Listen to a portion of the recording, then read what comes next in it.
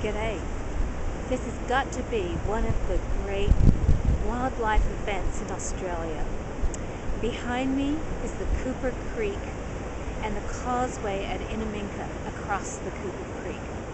But look, it's in flood. And look at the birds. Waterfowl have migrated, have collected here in this one little area for feasting on fish. You can see why. As the fish are coming over the causeway, now the causeway is just a road, it's the hard bottom of the road across the creek for cars, but it acts like a weir. Fish coming over are easily picked off by the birds. So here we've got little egrets. As you can see, flocks of pelicans on the other side of the causeway are fishing where the fish, I guess, are collecting, afraid to go over the causeway, or they're just resting in the deeper pools there. It is prime fishing for the cormorants and pelicans that like to dive, whereas all the egrets and herons, and even some of the cormorants, hang around on the downslope of the causeway. Because as the fish are washed over, it's like lining up at a cafeteria. I'll have that one, that one, that one, thank you.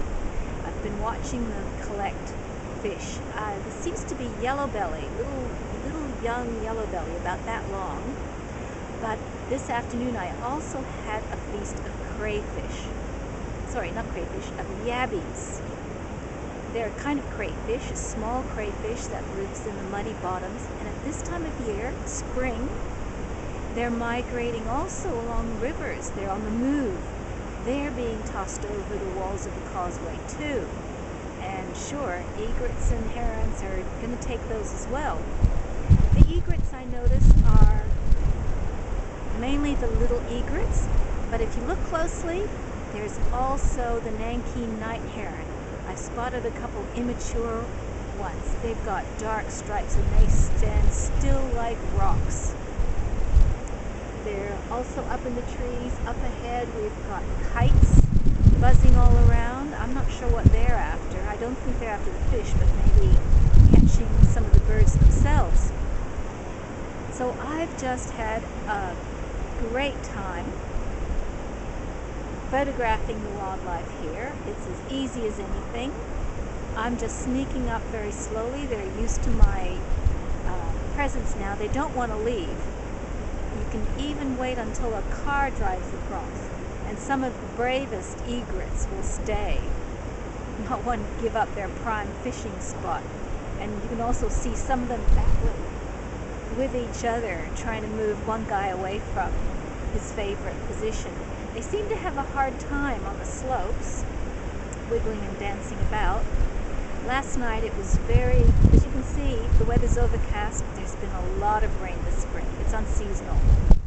And what that's meant is that the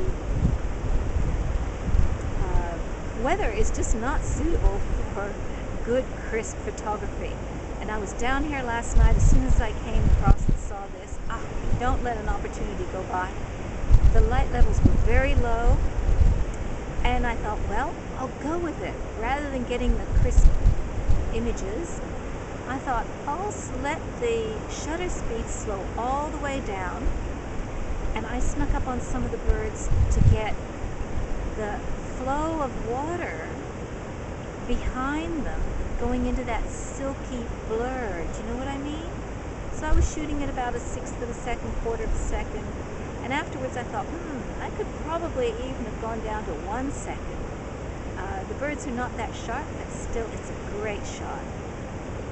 Okay, well, I'm going to catch up with you on another leg of my journey around the outback. Who knows what we're going to come across tomorrow. Thanks.